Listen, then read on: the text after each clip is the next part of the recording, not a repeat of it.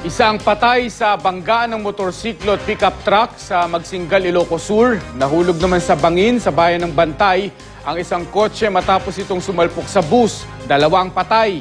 Makibalita tayo kay Francis Carasi ng GMA Ilocos.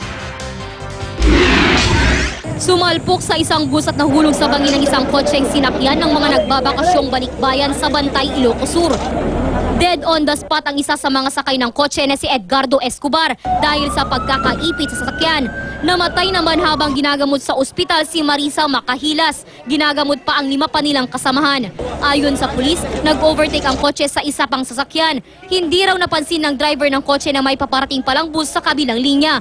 Wala namang nasugatan sa mga pasahero ng bus. Inaalam ngayon kung merong dapat panagutan ng kumpanyang may-ari ng bus. Wala pa silang pahayag.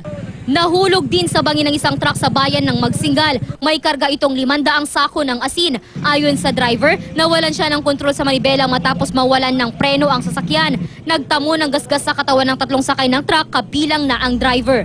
Sa parehong bayan, bumangga ang isang motorsiklo sa isang pickup truck. Nabali ang kaliwang braso ng rider na si Kapitan Candido Quinto ng barangay na po. Nagpapagaling siya ngayon pero ang kanyang angkas na si Federico Sonido binawian ng buhay dahil sa matinding sugat sa ulo. Ayon sa pulis, parehong may kasalanan sina Quinto at ang driver ng pickup truck. Nag-move mo daw to'y motor nga agsik ko nga left turn.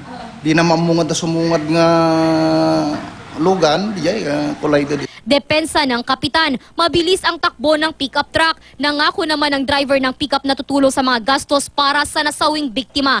Francis Carasi, Nagbabalita, Pilipinas.